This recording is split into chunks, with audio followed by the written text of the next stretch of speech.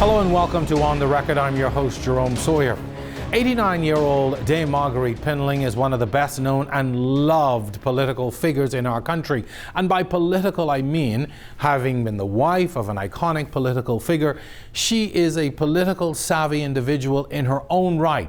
She's been around the world, met with world leaders, even graced the halls of Buckingham Palace, and eventually ascending to the high office of Governor General. But what's next after you do all of these things? For one, it's time to reflect. In this special edition of On the Record, we are on location, sitting down with Dame Marguerite Pindling.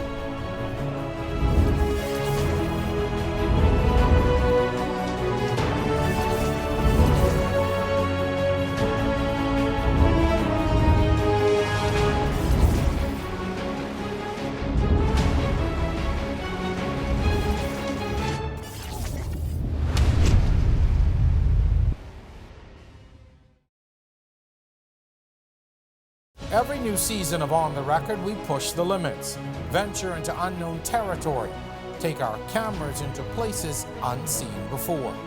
We share the stories and experiences that affect us all. And now it's time for Season 5. On the Record, Thursdays at 8 p.m. on RTV, cable channel 212, and streaming live on Facebook.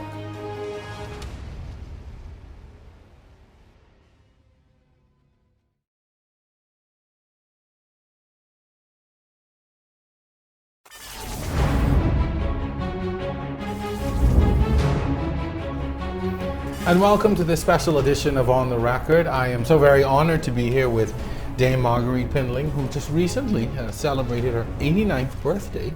And so it's been a while, but happy belated birthday, first of all. Thank you. And thank you for consenting to this interview. Let's begin by talking about what your life has been like since you demitted office as Governor General. That would have ended in many ways your public life. It's been a few years, but let's talk about what life has been like for you since leaving Government House. It's been very quiet and very restful. So I moved when I felt like it. If I did feel like getting up, I did get up. But it's really been quite an experience for me. What was it like about keeping that schedule, that rigorous schedule at Government House? And you were very busy. But you have to like what you're doing. And if you don't like what you're doing, you won't make it. And, and so it was, for me, it was such a pleasure. Mm-hmm. You welcomed a lot of people to Government House. You visited a lot of places. And people really enjoyed that experience. What was it like for you having to welcome people? And everybody wanted to come. It was really delightful. The people, and when they came, they didn't want to leave. The aides would say, "Excellency, your guests, it's time for them to," But it was really fun. They brought and especially when they brought the children, and the first question the children would ask, "How old you is?" And I would say, "Do you have a grandmother?" "Yes, ma'am." I said, "Well, I'm as old as your grandmother." But it was truly fun. It was, and the people just wanted to come, and we had to turn down so many requests. We just couldn't keep up with the load. And for me, that said something. And and when most of the ladies are leaving, they would whisper, "My grandma said to tell you hello." And for me, it was really funny. Mm-hmm. But it was just an extension of part of the life that I have lived prior to going to Government House. We'll certainly talk a little bit more about that later in the interview, because certainly it seemed like this was the pinnacle for you in many ways. You'd served in public life in so many other ways, but this seemed to be the pinnacle for you, to be able to serve in that office. Never ever dreamt, never ever crossed my mind. Wow. In the past year or so, you, like the rest of us in this world, have been living with COVID-19, been living with the restrictions, and really have watched as our lives have been turned upside down. What has it been like for you? I will tell you about our first Sunday after this announcement. But I was concerned. It was okay in the beginning, and then I became concerned, and knowing that I was getting up in years, wondering how that would affect me. But I had some children who were very rigid, and they kept me. What's that word when you have to travel and you have to be put in a hotel for, what is it? Quarantine. Quarantined. They had me quarantined, but I was quite concerned for me and apprehensive about groups who, in my age bracket, how it was affecting them. And then I was assured that everybody was holding their own and following the protocols. And as long as you followed the protocols. But the one thing that bothered me, Mr. Sawyer, is that I couldn't go to church. One whole year I have not been to church. And I became very, well, Monique had to talk hard to me, you'll have to wait until you're able. But that was very challenging for me. Why is your church life so important to you? I think people don't always realize how important that is, and why is your church life? But I can't explain it. It's like when you take your communion, you can't explain what it does for you, but it does something for you. But in my early years, being a wife of a politician, the elderly women of the organization always said to me, you must go to church. You don't go to church watching television. You must go to church so you can fellowship with people. And those words stayed with me over the years, and I tried to instill it in my children. Of course, I can't get them to go to church like me. I went to church twice a week. At 5 a.m., I'm on the road, headed for St. Agnes 6 o'clock Mass to take my communion, because I can't explain it. But maybe we'll check with the priest and find out. Obviously, it's very important. It is. And I know, in previous conversations, when life became difficult and you face difficulties, as an individual and even as a family, you turn to your church and to your priest. Not only that, my family room was a praying ground. I'll tell you more about that later on as we get into this discussion. But the women, the Baptist women in this country, I'll tell you the incident about the bombing in Marsh Harbor. Remember that? Mm-hmm. And Pindling was on the dock explaining to the people about independence around the same time. Charles Carter was the MC. I'm in my home in Soldier Road with my 3 young children. Oh my God, dynamite just went off on the dock where Lynden is speaking. Can you imagine? And suddenly my doorbell rang, and some angels came through, the Baptist women dressed in white. They must have put on wings to have arrived at my home so quickly. They came, they said they had to come just to make sure that we're safe, because my husband was never at home. It was always me and my 3 children, because he was always somewhere. But to have heard that announcement on the radio, I died. But my Baptist women came and they prayed and gave me strength for the next morning. That was one of the instances. But it hasn't been easy. But it's been fun too. We'll talk more about that, and we keep saying that we have so much to talk about. Yeah. I want to continue in line though with this current situation that we are in.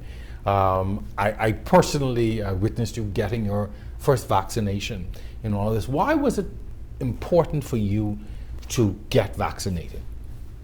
To protect my family and to protect the people around us. And of course, I didn't want to become ill. I didn't want to risk becoming seriously ill, because I planned to be here for a little while. And so, whatever it took. And of course, after listening to the scientists on the television and what was happening across the waters, I wanted to stay healthy. And I wanted to beat this virus and let it know that it is not welcomed in my home. And as far as I'm concerned, I think I'm okay right now. You hear about the people who are concerned about going, even elderly, what would be your message to those people who Please go and get yourselves vaccinated. Be ahead of the game, my man. Don't wait until when you finally decide you're going to go and get your vaccination. There's nothing there, because other people are getting themselves organized because they want to live. And as long as you know that you've been vaccinated, you could kind of rest, like, thank God, so far I'm all right. But then and what are you afraid of? Please, Bahamians, go and get yourselves vaccinated. We can't take bush medicine for this one. Shepherd needle isn't going to do, so you have to go and take your AstraZeneca or whatever else is available for us. Mm-hmm. Good point. I mean, and had we not done it, we wouldn't be able to do this. Exactly. As we sit here and talk.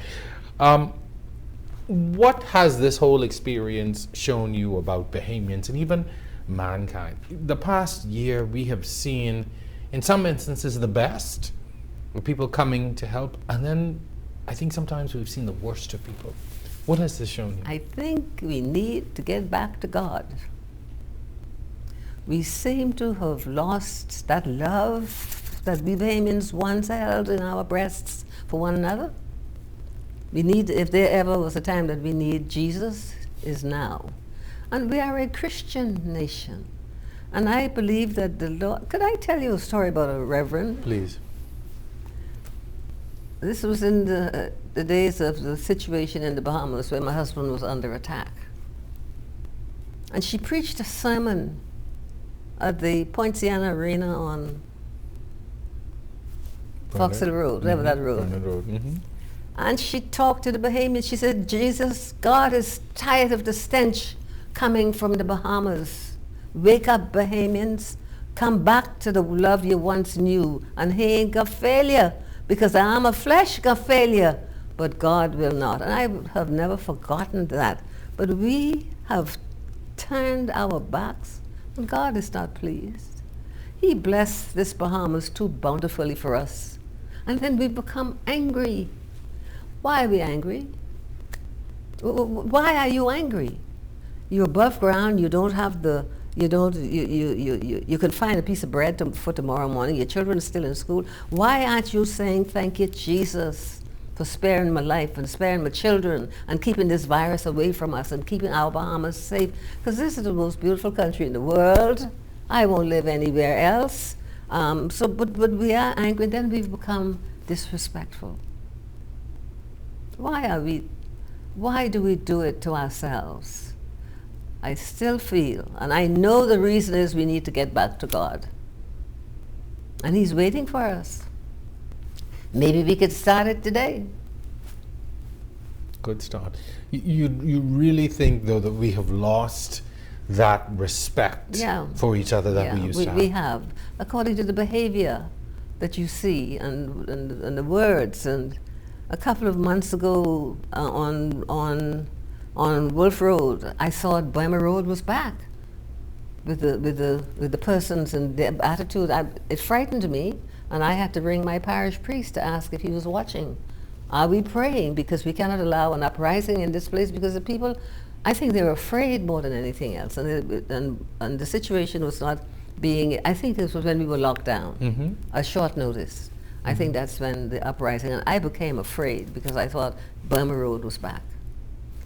We just need, I think once we are told and it is explained to us and we understand, we Bahamians are the most beautiful people in the world. We have always been loving and kind to one another.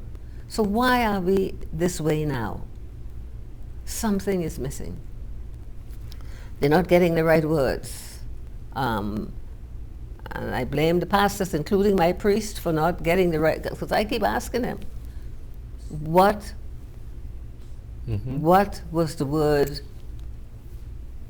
to Jeremiah? What is the word? What is the word for today? There must be a word for today.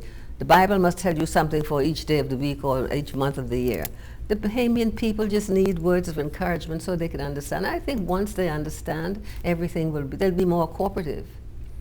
Good point. I don't know that we share enough information and we talk to our people. I think we talk to them. To them, or we talk at them. Or at them, yeah. Yeah, good point. Before we go into our first break, I want to really use this opportunity for you to reflect just a bit. Did you ever dream that you would see something like this in your lifetime? You would become Governor General, you would be on the forefront of independence, majority rule, you would meet the world leaders that you have met, been to Buckingham Palace and other places around the world. Did you ever dream in your life that you would become a Dame Marguerite Pindling? Not ever. You have to. You're not an island. I mean, you're an island. You're a city boy. Mm-hmm. You're not. But I love the island. You're not. You're not from the far-flung island of Long Bay Keys in South Andhra. Absolutely nothing. How are you going to know about things?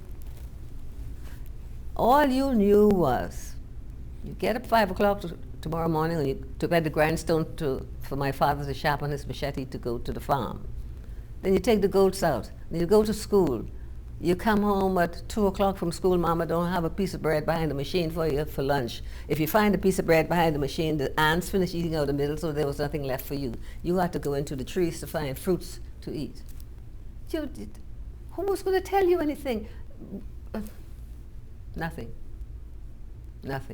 But I am not complaining because it was because of my island upbringing that has grounded me into the person that I am.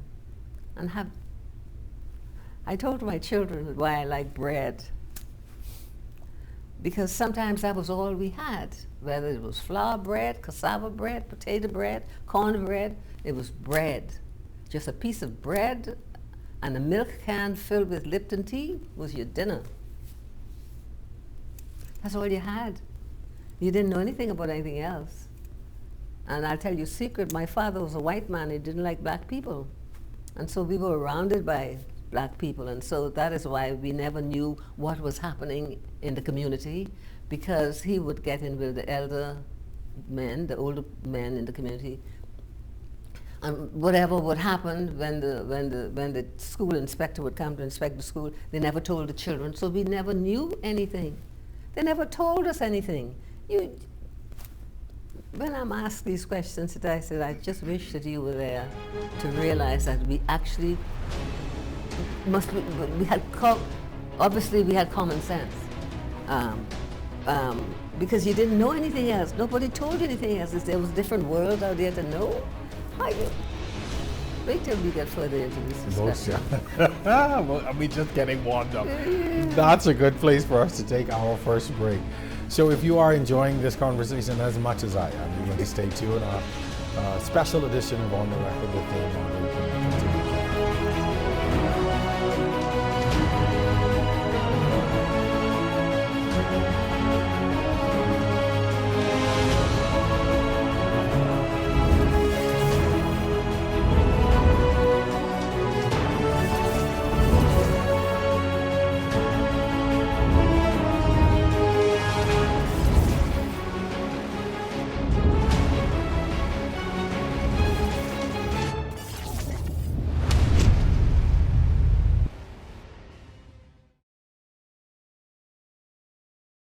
Every new season of On the Record, we push the limits, venture into unknown territory, take our cameras into places unseen before.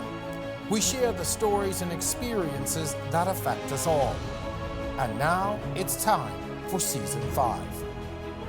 On the Record, Thursdays at 8 p.m. on RTV, cable channel 212, and streaming live on Facebook.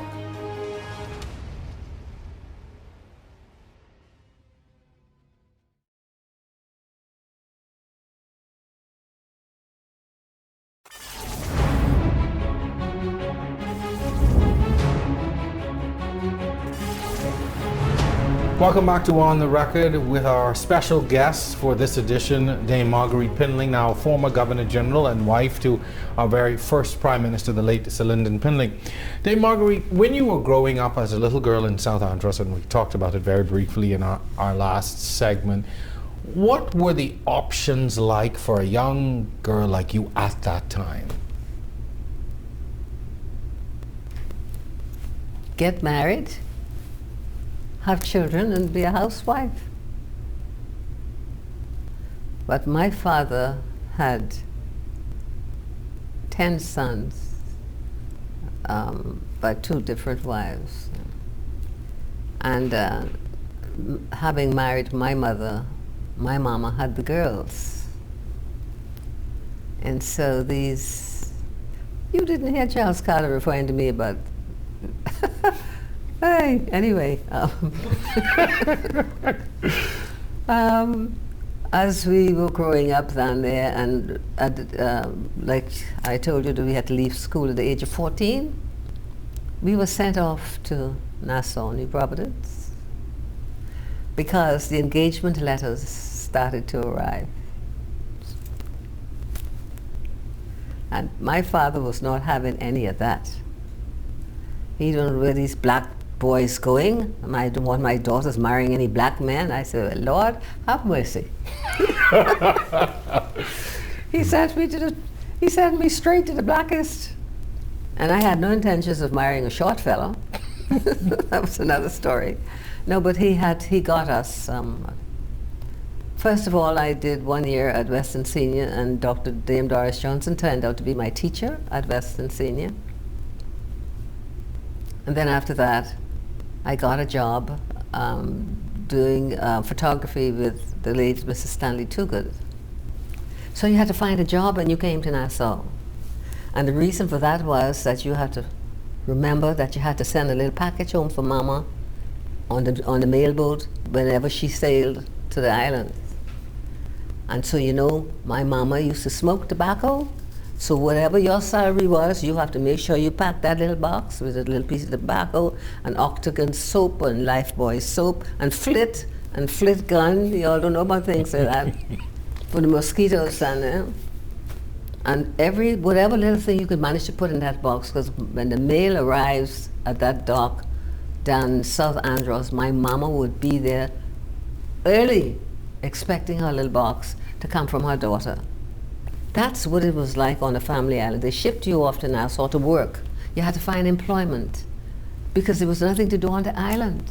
Like I said, get married, have a bunch of children, and get old. I didn't plan to be any of them.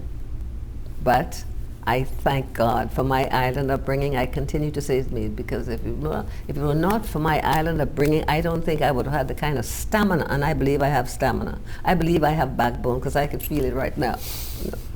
But for training us and the hard times that we endured, and you didn't know that there were better times. We had rice every Sunday, whether you had anything to go with it, meat or chicken or something. It was what was put in front of you. You better eat what was put in front of you, otherwise you go to bed hungry. Our chores were to take the goats down to the Salina before you go to school. You have to bring the wood for Mama to cook the dinner when she gets from the farm and we get back from school. It was very simple, but it was fun. We didn't have a care in the world, because you didn't know that there was another world out there. So we were happy with what we had and how we lived. We slept on the floor because we had no bed. Ronnie Butler said that, you know. I'm not ashamed of that, because I'm not responsible for that. We were happy with the ordinary, simple life that we lived. You came to Nassau, you started working. Yeah. And then this gentleman, I think you caught his attention. I guess so. Take us through your meeting, courtship, and eventual marriage to Lynden. Well, at first I worked for Stanley Toogood, who did, what's that? My work at Stanley Toogood Studios was developing and printing in the darkroom. And after I got a little more understanding as to how the work was done, I moved on to Colin Reese, who did commercialized photography. And I was left to do all the developing and printing and all those fantastic pictures you see about Abaco and the Candy Stripe Lighthouse. The photograph with the late Sir Edward Knowles and Cook, when they won the medal, I made at Colin Reese's studio. We used to be on the corner of East and Shirley Street. But I say that to say something else you asked me. No, you were talking about your how you eventually met Lynden. Oh, that fellow. Well, at the Colin Reese's studio, I said it was on the corner of East and Shirley Street. There's an annex in the back of that building. Below that, it was a small building. There was a laundry called the I Need a Laundry. I Need a Laundry. And Pindling's office was upstairs of that laundry. And I didn't realize that he had to come to pay his rent to my boss.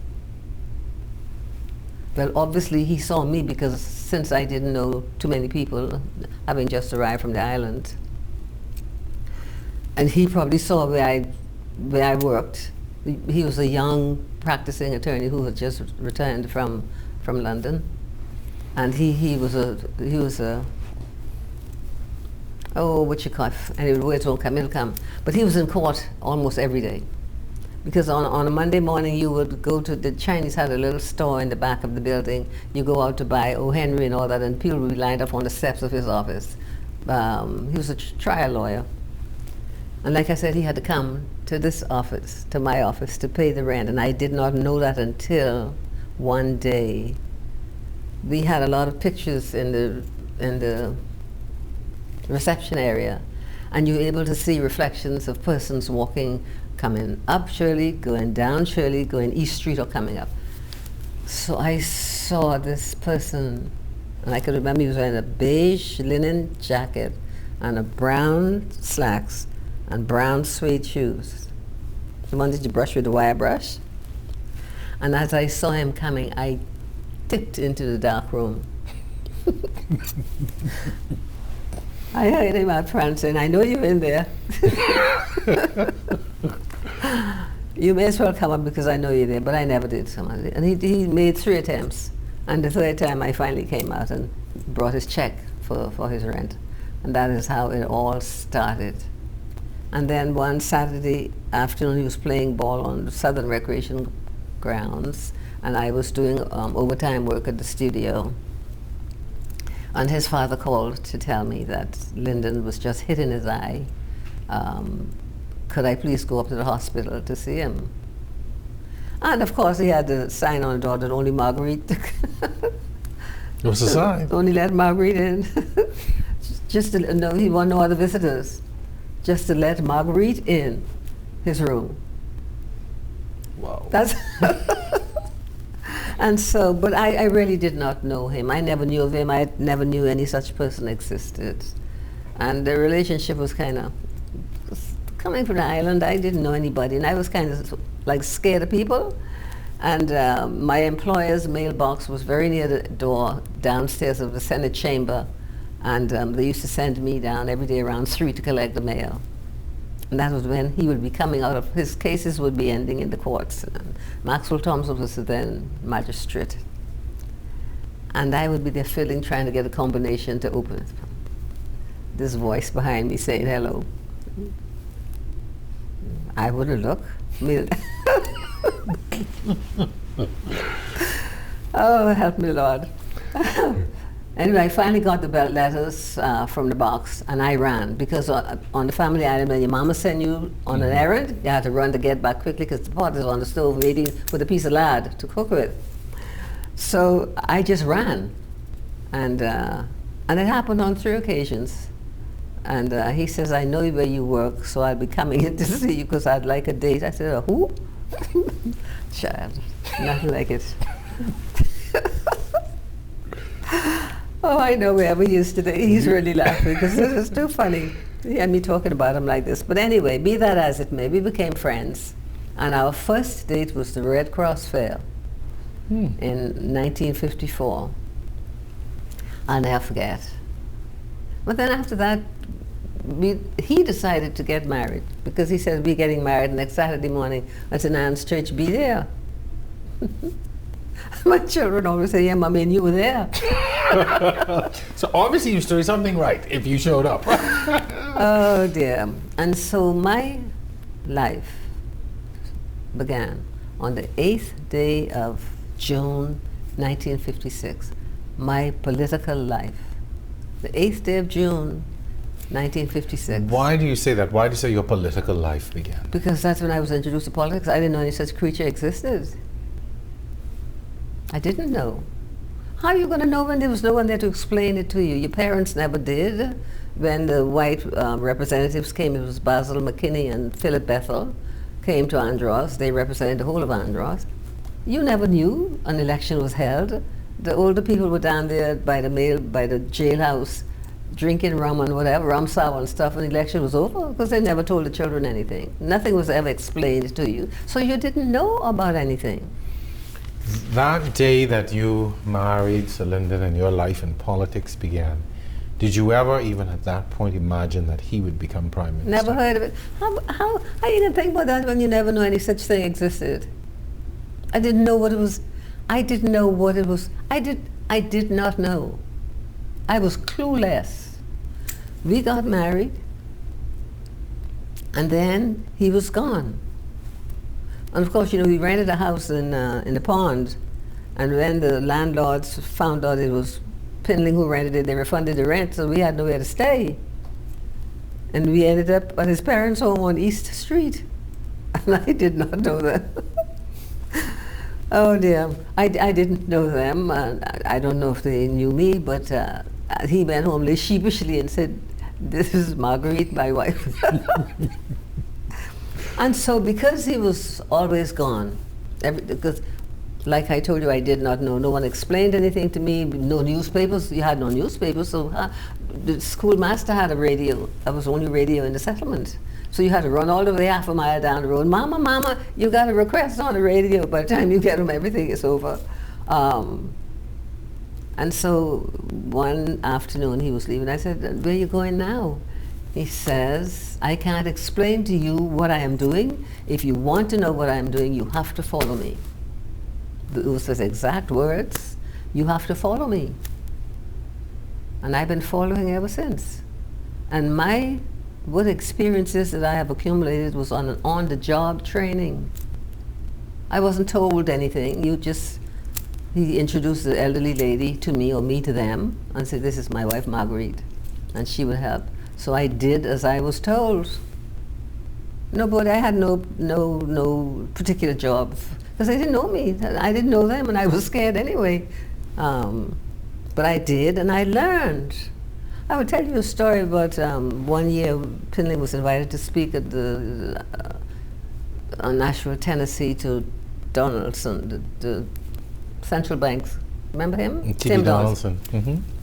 The school invited Sir Lynden to come to speak. And at the lunch table, they sat me next to the president. And he said to me, "And what university did you attend?" I said, "None." He sat up straight, he says, "None?" I said, "Yes. I didn't attend any university." "Well, how did you manage?" I can't tell you the word I used. I said, "But I picked up along the way." He says, "Well, you did a good job picking up along the way."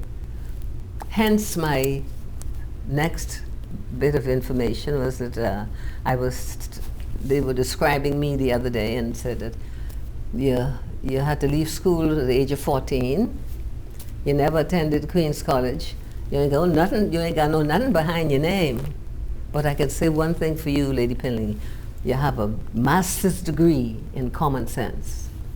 Boy, and I'll take them on anytime. If you're ready right now, let's go. I love it. Mm-hmm. Before we take our next break in the show, how did that master's degree in common sense help you? Particularly when you have this young husband now who's in politics at the forefront, all this is going on. Well, I had it then. Mm-hmm. I got it later in life because of him. But it came, and I obviously would think it was always there. And you learned quickly, eh? You better, otherwise you'll get left. And you have to keep up with it, because Pindling was a man who moved fast. And you had to keep up with him in so many different ways. And I had to learn. And one other thing that I learned, that being the wife of the leader, you were responsible for begging. They say, "You got to go because she was the leader wife."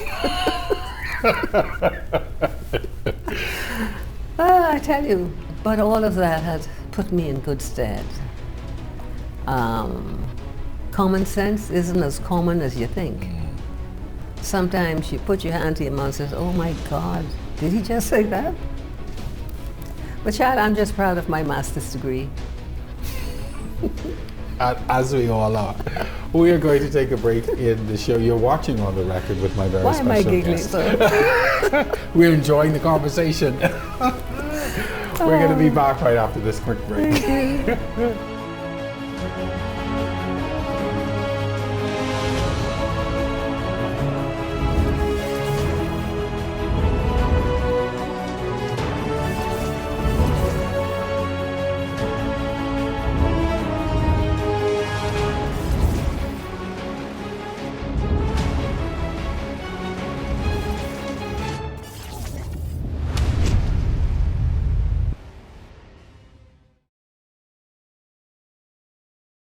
Every new season of On the Record, we push the limits, venture into unknown territory, take our cameras into places unseen before.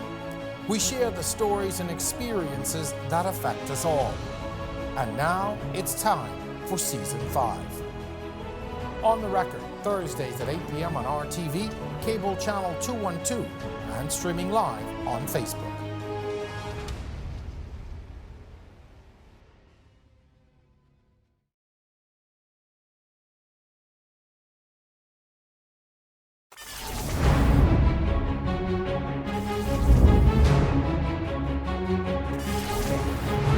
You're watching On the Record. I'm your host, Jerome Sawyer, with my very special guest, Dame Marguerite Pindling. We have been having such a wonderful conversation, sort of tracing your life, or tracing the steps of your life into public life. Once you had stepped into this role now as wife of a prominent politician, and you were moving now towards majority rule and eventually into independence, what was it like for you having to step into and remain in that role in such a public, in such a public way, but also at such a pivotal time? Before 67, I was actually his secretary in his law chamber. So during all his travels, we had to keep the office closed, and my job was to find, because members of the organization used to come to say there are situations that the leader needs to know about, so you have to come. And so I would go with my notebook and take notes and names and addresses and all that, so that when he would have come back to the island, he would know. But I found it, like I said earlier, you have to like what you're doing, and the people were so cordial and so friendly and so willing to help, and to have taken me in as their child, because I was a child of 23. I was only 23 years of age, and going into independence, that was another situation. Repeat the question for me, please. Sure. What was it like for you to be a part of all of this as it was happening? What were you feeling? What were some of the things that you were enjoying? Because everything was going so well. You were able to feel the people. You were able to feel the love that they held for this man. And he himself was a child because he was only 26. But going into independence was another story. The excitement, you couldn't understand why you're feeling excited, and you're learning all these hymns, these songs about independence, trying to see which one would end up being the national anthem. We were all over the islands teaching the people. A.F. Adderley School, Western Senior School, and like I said, the love that we exuded amongst one another really spurred it on, made the job easier, made it easy for the leaders to do the work that they had to do. But it was exciting. Over the years, what would you say were some of your fondest memories in public life? When you would have won an election, and the exuberance of the people and the love. I can't stop saying that, using the word love, because that's what kept us together over the years, right into the end of '89. The love that binded us together. It was good for the leadership, because once he knew that he had that support, and he had the support of the women, well, that was my job, to see to it that they were toeing the line. And we worked very closely together with them, and they supported that man to the hilt, and that's where he got his strength, knowing that they were there for him. He could turn around and he didn't have to worry who was behind him. They were right there to catch him if he was falling. You have been described by men like Sean McQueenie and others as a political force unto your own, having to be there to support and even to thwart his detractors or those who attempted to oust or overthrow him. You had a very significant role. Mm-hmm. To tell them it ain't your time yet. The people ain't ready for you yet. The people are ready for you, they will tell you. They support this fella. And in order for you to get to that fella, you gotta pass me. And boy, that wasn't easy. Because I told you that I had the women on my side, and so I wasn't concerned about it, and Pindling was safe. Yes, most of the men in the organization at the parliamentary level, yes, they were all qualified to be prime ministers, but you can only have one at a time. And the people say, this is the one they want. Moses, you know. A 9-year-old used to let them know that. I don't know if you know the fellow called 9-year-old. I do. Used to let the people know this. Moses! He would be speaking at the lectern in the convention, and the room would be crowded with people, as you know. And he would walk in there with no socks on and says, "Speak, Moses!" And all of a sudden, I say that and I get, you know, it all comes back. And that's how we became the majority rule party. That's how, because the people said, yeah, this is the man we want to lead us into independence. We believe in what he's saying, we believe in what they're offering, and we know that they will help us. What inspired Sir Lynden for so long, for so many years? What kept him going? Almighty God. During his funeral service, one of the bishops, when he was giving his eulogy, said that Sir Lynden could have only done the things that he did if God was with him. God was with him. He wouldn't have survived if God was not with him. Because they set some traps in that way. And you have to look at the babies. They can't tell that we could see you coming a mile a minute, a mile away. I mean, you know, wait your turn, my man. If the people want you, they put you there next convention. They did some things, but anyhow. But it didn't seem to bother him if it did, you never knew. I have heard that. You couldn't read his face. You heard about a deadpan face? You couldn't tell whether he was upset. Persons would come and say to me, we had a meeting with Sir Lynden this morning. I don't think he was listening. I said, you think so? Wait till you go for your next meeting. He'll be able to tell you what you said and what he was able to do for you. They just come to me and complain.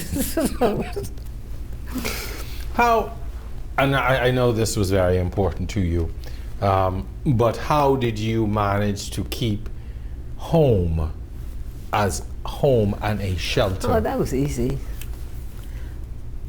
I keep saying that I do not remember in my childhood days on the family island hearing my mother and father quarreling. Never, ever. I never knew there was tension between them. Never, ever.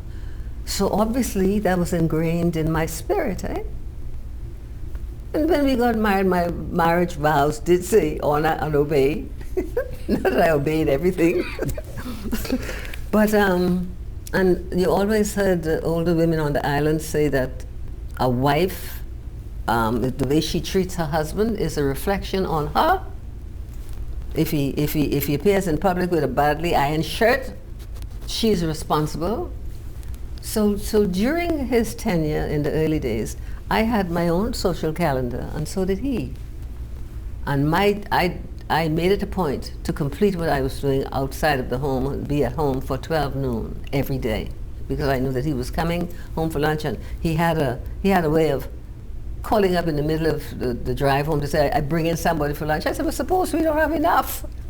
But that didn't matter to him. But he came home every day for lunch, and my job was to be at home to see to it that his meals were probably cooked, his clothes were probably ironed, and if they're not probably ironed, I iron them over myself. And in the middle of all of that, I learned how to cook some of the dishes so the cook was able to produce for us. But you had the home was very important because he had to come home, and he never eat any meat out of the can. So Lyndon's favorite dishes was green lima bean and rice with steamed snapper or steamed Long Island mutton. And he would come home, remove his shirt and his tie, and he would sit at that table. And if you'd watch him eat, you wouldn't eat if you watched the way he ate. But anyway, that's beside the point. But he enjoyed his meals, and that is why he came home every day. When the political attacks, the accusations, the pressures of government and governance hit, how did that affect him and you and your family? Well, if it affected him, we never knew. It affected Obi particularly. As a matter of fact, Obi never wanted his daddy to be prime minister. He did, Daddy, I can't take all of this nonsense. Leslie, I think, was able to tolerate, and Michelle and Monique. But it never, if it affected him, he never showed it. And that is what kept us on an even keel at home. Because I know that had to be his haven of rest, and nobody going to come in there to upset that. And so I never allowed it. What was it like for you having to witness those attacks and the pressures on him? Because he didn't show that he was upset about anything, didn't bother me either. See, when you have a clear conscience, and you could look a man. There was a British English lady who used to live at Paradise Island. I wonder if I should call her name, but she's been gone now. And she invited Lynden Pindling to dinner at Paradise Island, her home. And after dinner was over, you know what she said to him? I invited you here, sir, because I wanted to see whether you could look me in the eye. I didn't know what she was trying to say. She said, now that I've seen you, I've met you, I looked you in the eye, and you were able to look me back in my eye. I trust you. That stayed with me over the years, and I found out why and who the gentleman was prior to Pindling, you know. Couldn't look him in the eye. When you can't look somebody in the eye, my man, something is wrong. So, you know, and so it didn't bother me. As long as he was happy, my home was happy. When the PLP lost in 92 and then again in 97, how did that affect him and again you and the family? Well, you would be surprised to hear me say, I believe Sir Lynden was relieved. With the expression on his face. I was telling Monique the other day how I used to sit and measure his fingers. I went to his room one day and he was sitting in a chair. I said, what are you doing? Oh, nothing. He looked at me with this boyish smile. I said, you okay? I said, yeah, I'm fine. I think he has had enough at that point. But the one thing that I know the one thing that bothered him was the fellows who used to hang around him all during his tenure as Prime Minister. They dropped him like a hot potato. That was funny, right to this day. And only one fella continues to call him to ring me up, and I would like to say this and thank him publicly to Mr. Placey Rowe. Placey Rowe used to be the cook for the staff at Cable Beach Hotel. He lives in Seabreeze. Placey, he's from Mangrove Creek. I want to thank you for standing by me. And I want you to know that you are appreciated by him. I continue to bring me cassava bread now, yeah? Placey Rowe. How did that make you feel when seemingly all these people who had been there for so long abandoned him? I said, well, I'll be, you know what? Just look at that, eh? As long as he was able to do something for them, they were right there. But he could no longer, there's nothing now he could do for them, so what a way to show true friendship, eh? But there was one fellow Sir Lynden used to like. His name was Skeeter Collins. I don't know if you know Skeeter. Skeeter died in the old folks' home there in Yellow Elder. But I think that affected him more than anything else. To see that friendship meant nothing. That's all right, he had us. And I tell you, with me on your side, you need much more. What are some of the things that you see in politics today that concern you? You really want me to say? Of course I do. No, I don't think so. Civility, integrity, discipline. I look at these people and do they have any idea of the sacrifices that were made? The insults that we suffered? We were told in our teeth, point blank, you can't run your own home. Tell me we won't run country. When I look, I want to go up there myself. Where's the pride? The House of Assembly is the House of Assembly where the business of this country is. You are the, hence 1966 when the House was dissolved. Lynden Pindling was in London taking care of the PLP business when the House was dissolved in 66. They set the date for the 10th of January, not the PLP. PLP in opposition then. Pindling wasn't around. I say that it's something else.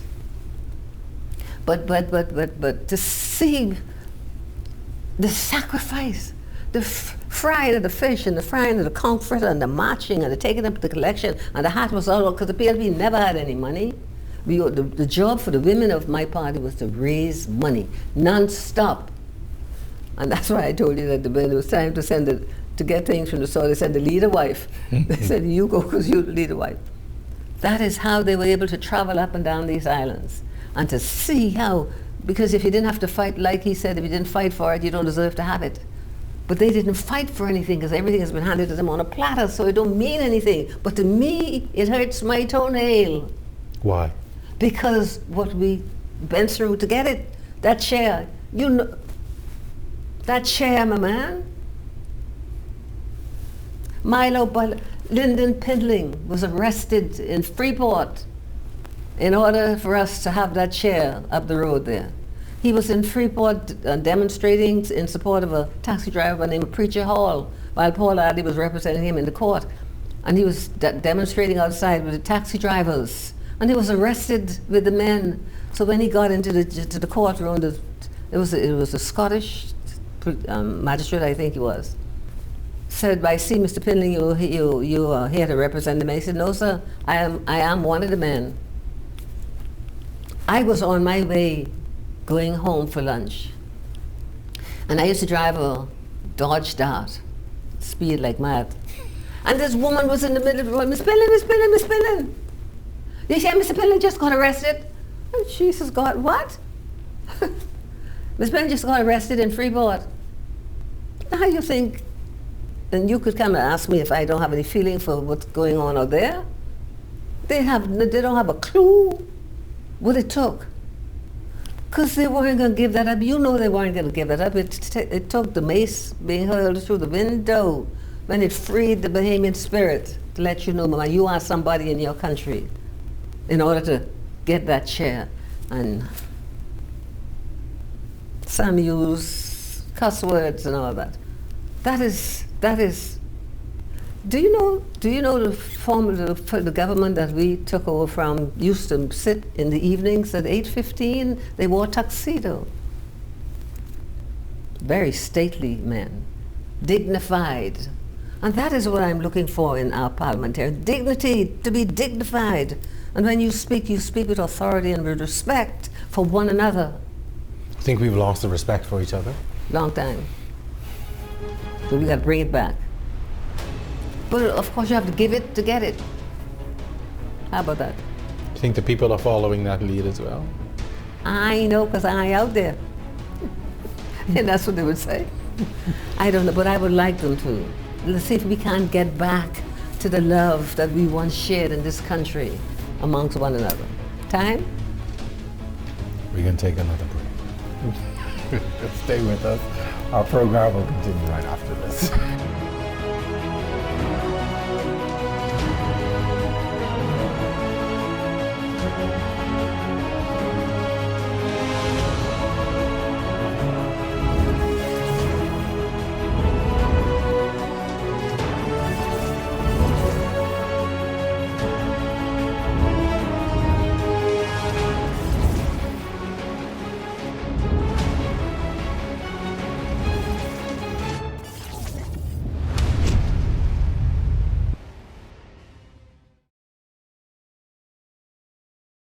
Every new season of On the Record, we push the limits, venture into unknown territory, take our cameras into places unseen before. We share the stories and experiences that affect us all. And now it's time for Season 5. On the Record, Thursdays at 8 p.m. on RTV, cable channel 212, and streaming live on Facebook.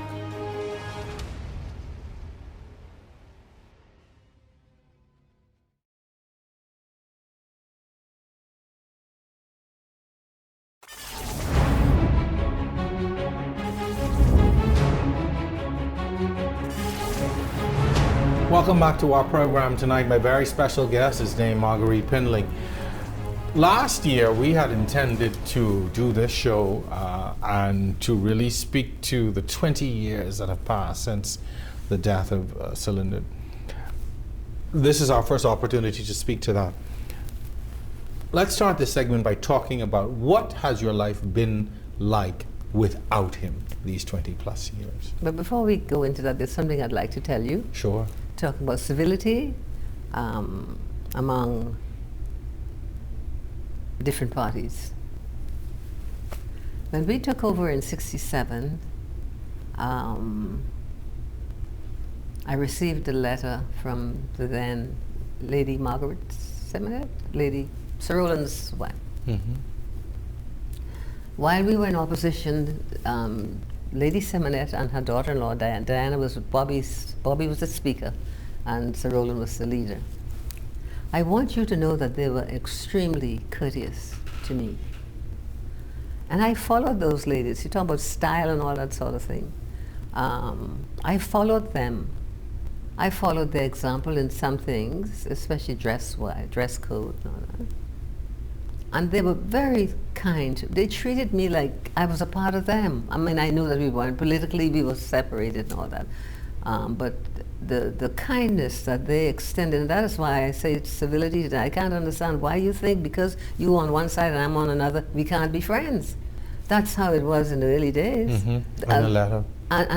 The letter you mentioned. Yes. She wrote a letter to you? She wrote a letter to me offering if there was anything that she can do to assist me in my new role, please do not hesitate. I have those letters somewhere at home. Right up to independence, she wrote and offered her assistance in whatever she can do to help. Because that is the way you're supposed to operate. You're not supposed to be like black crabs in a barrel. And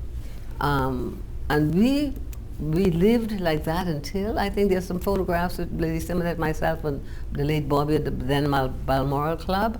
But Bobby Seminette was on one of Lynden's boards, he and Norman Solomon. They're friends, they're Bahamians. I mean, you know, you include your people when the time comes for election, you go your way and I go mine, but until then, let's be civil to one another. And that is what I would expect out of what we have today. Hopefully those but anyhow, be that as it may, you're asking me.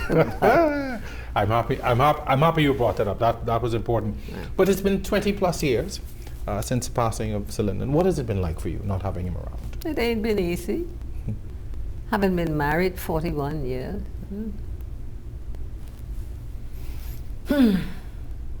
But you know, when Lynden was dying,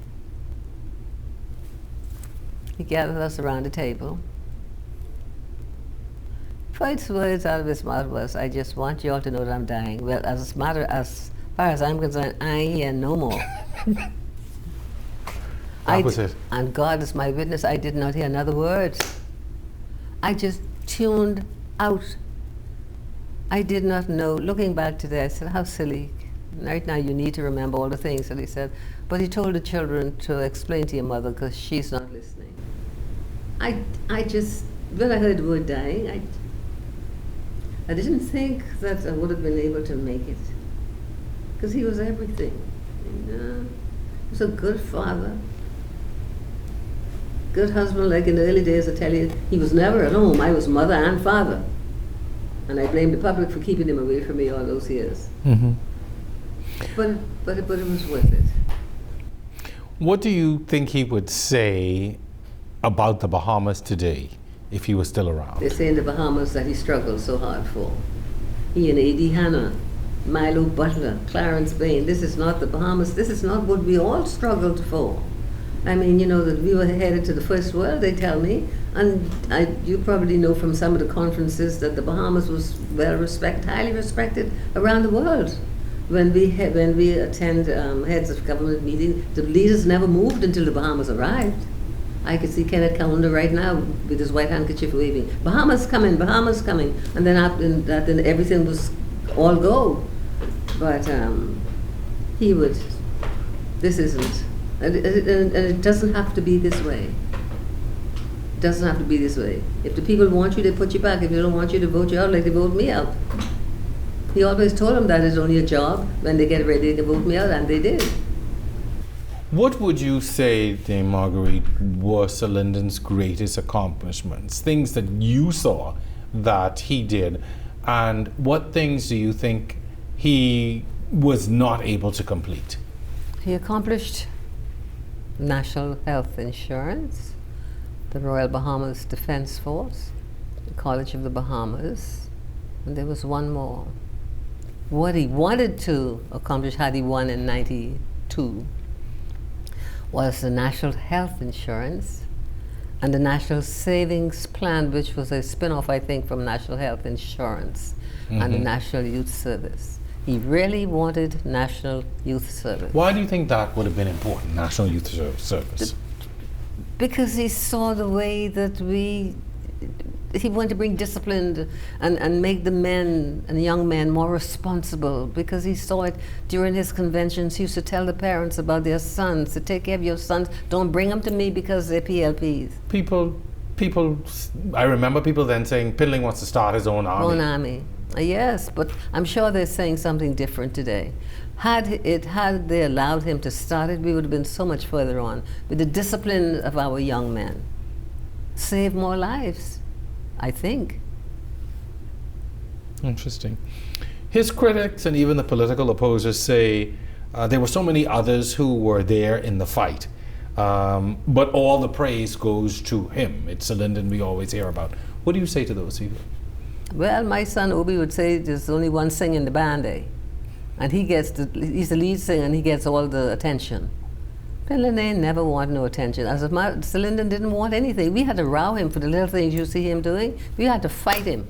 He would put on that same old slippers and go out. You can't go out like that. It didn't matter to him. He said, the people there to send me a job, and I'm going to do the job to the best of my ability. How he could have done it? He could not have done it by himself. We had Clarence Bain and Eddie Hanna and Mickey, Sammy Isaacs, and who else? Clarence Bain used to be the one on the Southern Recreation Ground. I wonder, you're tired, sit down, get up, let's sing. Like we should be singing now for the Bahamian people. We wandered far away from God.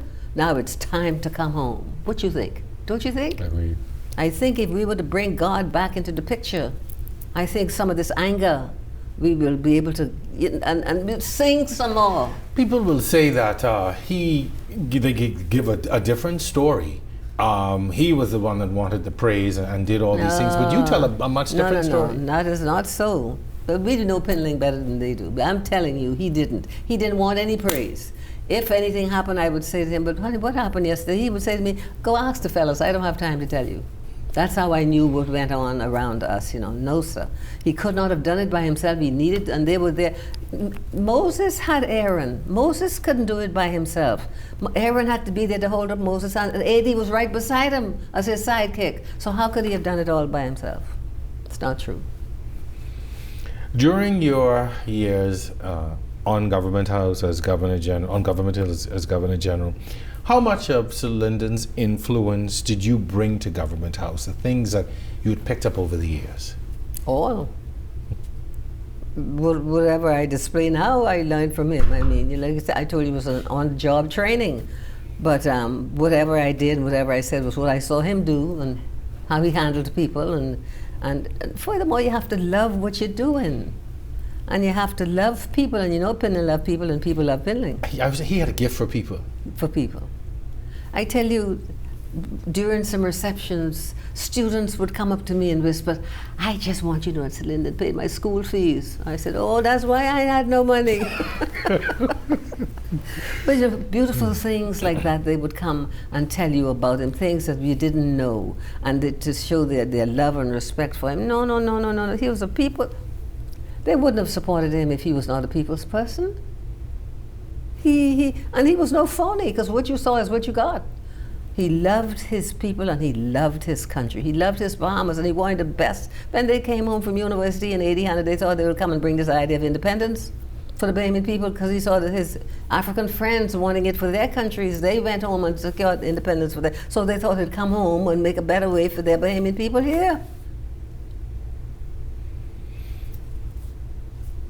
As you ascended to the office of Governor General, there were some critics of yours who thought that there were others who were more deserving. And they made that known publicly. Looking back, what do you say to them now? Oh, child, let me tell you something. God does not call the qualified. He qualifies the called. What do you mean by that? Explain that to those who might have missed it. God does not call the qualified person to take the job. It's the unqualified that he could train, like he did Paul. Why kick against the prick? That's you, Lord.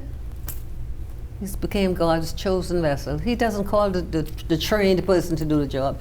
He saw in me that he could use me in the way that he wanted the government house to be run at that time. And he saw the barefoot girl from Andros, eh? What you say? Agree. I went and I did my best. I believe I would have carried a different way to Government House, prestigious house. I've been attending Government House since 1956, when we were unknowns, and so it was no big deal. But I was very pleased for the opportunity to have served at that level, and to know that I felt strong enough that I could do that. Because child, God was on my side, I could move any mountain. And so whether I was qualified or not, what you say now? I think you did an excellent and outstanding job. Thank you. That's what you all say. Hallelujah. Amen. Hey, Marguerite, you remember that? Oh, yes. He does not call the qualified. He qualifies the called. That's one of my sayings from here on out. We have one more segment to talk about after this break. We're going to talk a little bit more about you and your legacy and what you see that to be. Stay with us. On the Record with Dame Marguerite continues right after This is the last one, eh? Because you know, while the grass growing, the horse stabbing, you know that's.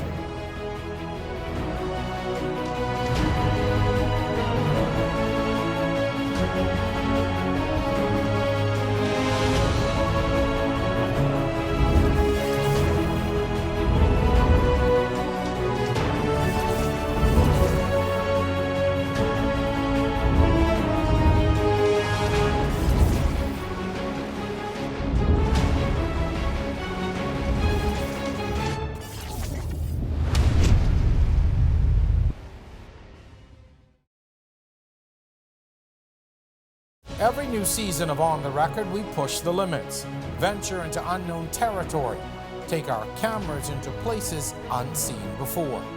We share the stories and experiences that affect us all. And now it's time for Season 5. On the Record, Thursdays at 8 p.m. on RTV, cable channel 212, and streaming live on Facebook.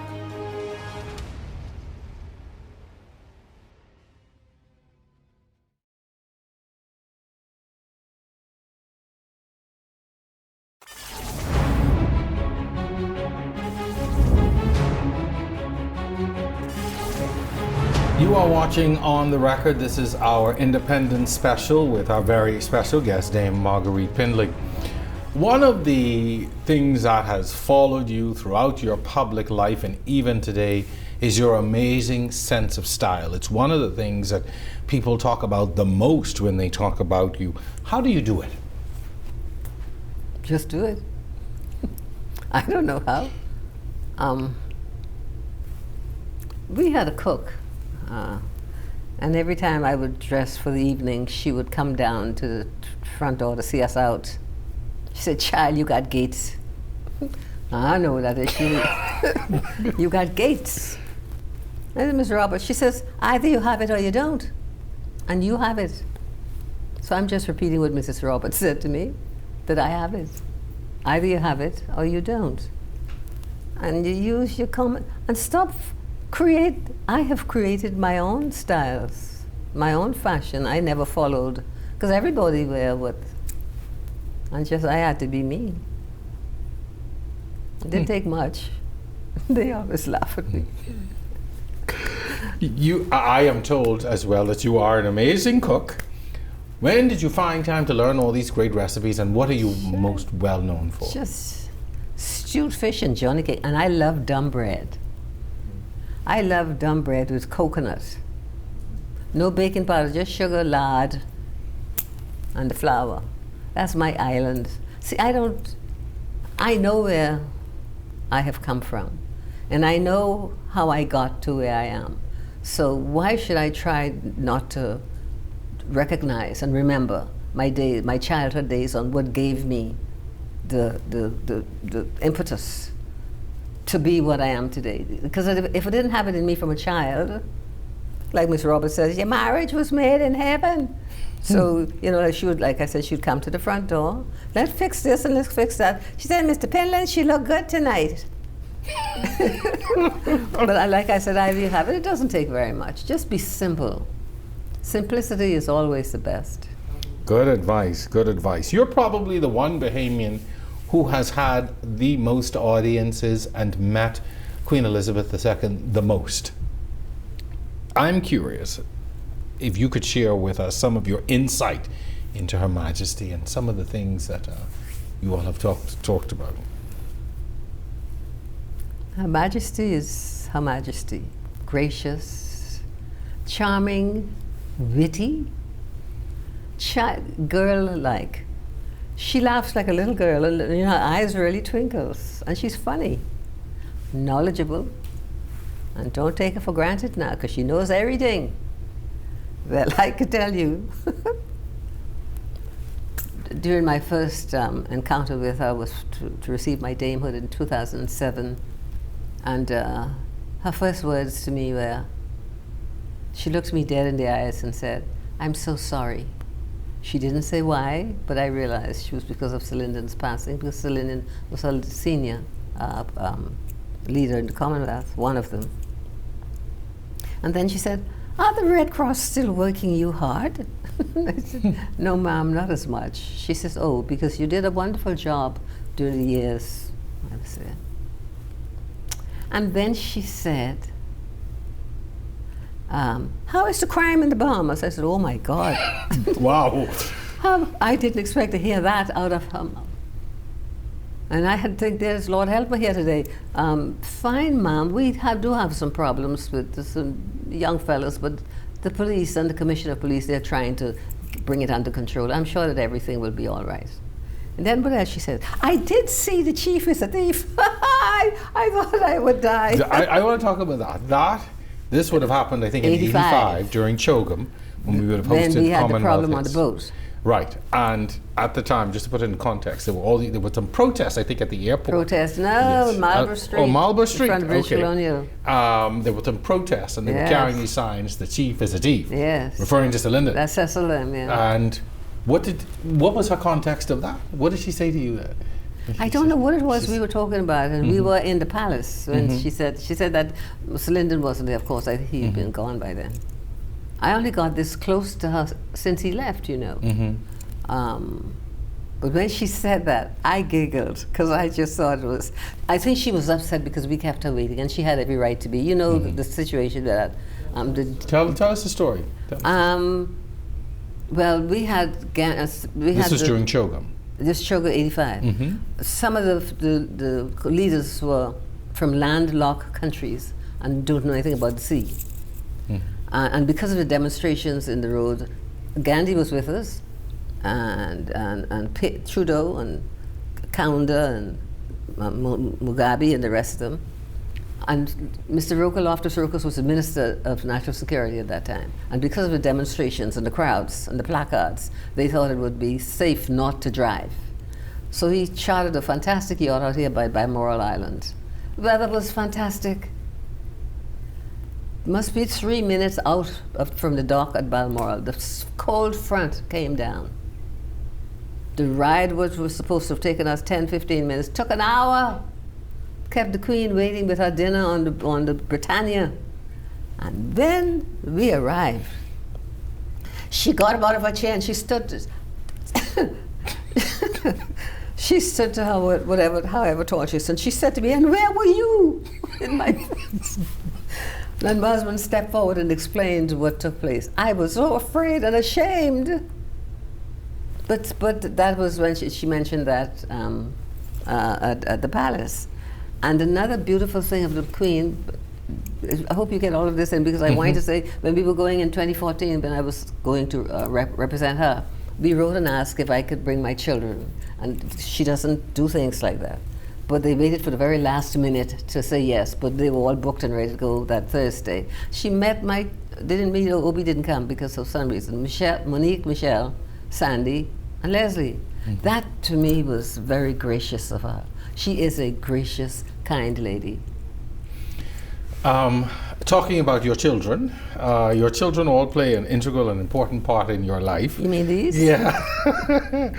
What advice would you give to others who are getting up in age but still want to maintain full independence, and the children are so very involved? Let me finish the Queen. I've been meeting Her Majesty since 1966 outside of the House of Assembly, Queen Victoria statue. She came in 1966. It was your first time? First time. At that time, we were in opposition, and we had a heated debate going on with the UBP. And the PLP threatened to present the Queen with a, some booklet or something, our complaints. And boy, they came down on PLP hard, not to please don't embarrass the country. And when it was time for Pindling to shake the Queen's hand, everybody was holding their breath, thinking Pindling was the youngest thing out of the pocket. But we didn't. That was my first encounter with the Queen in 1966. So I have been meeting her since 1966 to 2019. Wow. And I think I dined at her table more than 2 times. Fantastic. Back to my question now. Your children call the shots in your life. Yes, they do. How do you manage that? I don't listen to them. Because I said to them, "But who's the parent here?" But you know the beautiful thing with the grandchildren, child, when you get tired of them, you can send them home. That's why we should have had the grandchildren first. I send that out to all grandparents, all mothers. Have your grandchildren first. And when you get tired of them, send them home to the parents. But I know that they manage so much with you. They do. manage your life in so many ways. How is that for you? Oh, well, their daddy did tell them to look after your mother, which they have not skipped a beat. And let me tell you about, I said I had to skip. The first Sunday after Trinity, the first Sunday after COVID, we had a takeout. Michelle had to come through the breakfast room window to order her lunch, because since they couldn't come in the house to eat. We had to how did we do it? Put it in boxes and put them outside the door for them to collect their lunch. That was the first Sunday after COVID-19 struck. That was our first introduction to this uninvited guest in our country. But it was fun. It's been fun ever since. But my children, fantastic. I won't change them for nothing. I am glad that you know, and you see it as that, because that's so very, very, very important. As we are getting ready to wind down, I want to talk about your legacy. If you had an opportunity to write your own legacy, what would that be? Just to give thanks for Robin Hood flour. We had to eat the flour and wear the bag. Do you know what that is? Do you know what that means? Mama had to make shimmy after the flour. They didn't wash it all that dry flour because we ain't had nothing else. That has given me the extra strength to carry on all these years. And what else you say? Your legacy. What do you want people to? The barefoot girl from Andros, who only owned one pair of shoes, and they had to walk to church barefoot. And when they go to the church's store, you put your shoes on. You go to church, and then church was over, you take them off and walk home barefoot again. And then you crack up your toe as you're walking on the hot road. Why is important? Why is it important for you? Why do you want people to remember that and know that? Why? You have come from that you can be anything you want to be in this life once you put your mind to it. I didn't know anything about Prime Minister Queen Elizabeth. I remember Churchill. I could remember that name. I didn't know anything about anything. We had to learn it took the Progressive Liberal Party to come to this country, to introduce itself to this country and our people, to open the eyes of Bahamians to know there's another world out there for you. There's a different way. You don't have to be cutting bush and going sponging all your life, because that's all the boys used to do after school. You go sponging or you go on the contracts to pick beans in the United States. Education, that was not for us. That was for them other people. And so, you know, my legacy, watching the crabs run today.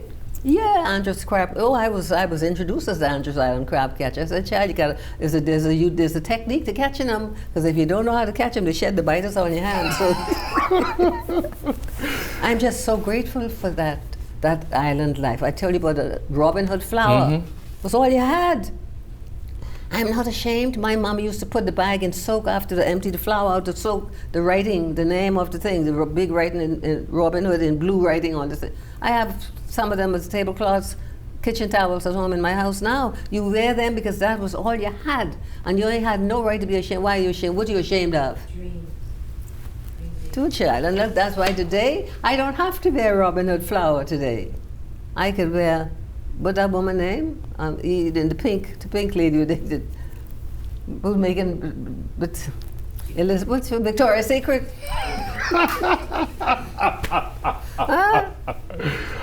Dear Marguerite, this has been a wonderful conversation. This is a very last question. We've had we've laughed so much, and I think that's the beauty of it. Oh, thank you, Lord. When people watch this interview years from now, what do you want them to remember the most about what we would have just talked about? She never forgot her roots. Always that barefoot girl from Andros. Left Andros on a boat called the Endurance. It was as large as the sloop that sailed in Montague Bay. And from the Endurance, it took me straight to Buckingham Palace. So you can be anything you want to be in this life, so long as you go about it the right way, and in order and in decency. And remember your God, because you ain't going to get none of these. You're not going to experience some of these things or any of these things unless you put Him first. And Bahamians, I'm asking you today, let's get back to that love we once had, that kept us safe all of these years, that brought us through. Now you forget Him and go on elsewhere, shame on you. Get on your knees. These knees, I think they used to call prayerology. That's what the Bahamas needs today. The word came to Jeremiah saying, Bahamas. Mm-hmm. Amen. Dear Marguerite, I want to use this opportunity again to thank you first of all. This has been like a conversation with old friends. We have laughed and talked, and I think this has been so important for you to speak. And I thank you for giving me the opportunity to share this with the public. We thank you so much. We wish you continued good health. You look amazing. Feel fine. You look and fantastic. I told you I'm soft as silk. Yeah. Fine as silk and just as soft. I definitely, we agree. There are two things you got. I do want to say this as we go. I've never shared this story with you. I'm going to beg a little bit of time. Years ago, I was a little boy. My father worked as the engineer in charge at Holiday Inn, and I used to come over with the young Charles Maynard, who's now deceased. Mm-hmm. His father was the chairman of the PLP. Oh, yeah. PLP was having a convention, and like little boys at the time, we were running around the hotel. We were in the elevator one day, and we were coming down, and the elevator opened suddenly, and you walked in with an entourage, and you spoke to young Charles and said hi to him, and then you turned to me and you asked me, "What's your name, young man?" And I told you. And you said, "What do you want to be when you grow up?" And I don't remember what I said in the moment. I sort of panicked. And you said, well, you can be anything in this Bahamas. You can even be Prime Minister one day. I went home and I told my mother, and I said, "Mom, I met Lady Pindling in the elevator." She said, "Well, were you polite?" I said, "Yes, Mom." She said, "What did she say to you?" She said, "I could be anything. I could even be Prime Minister." She said, "Well, you need to do your homework and do well in school." Amen. So I've never shared that story with you, but I thank you, and I never forgot it. And it's one of those things that inspired me. So I want to thank you for your service to country and your service to the world. because you certainly have brought a light into this world that ordinarily would not have been there. So we wish you continued health. Thank you for representing the Bahamas so well. Thank you for sharing Sir Lynden with us. That was so very important. Thank you. And thank you for this opportunity. Thank you. I tell them this is where Mandela came, you know. Sat right in this room And sat at my dining table in there. Well, that's going to finally do it for our program. I trust that you have enjoyed this. You've had as much fun as we have here.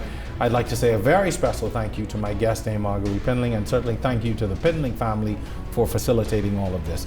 So on behalf of my technical and production staff, we thank you for watching week after week. We certainly couldn't do it without you. So that's going to do it for us. Same time, same place next week right here on The Record. And before we go, happy Independence. Happy Independence, Bahamas. Happy Independence.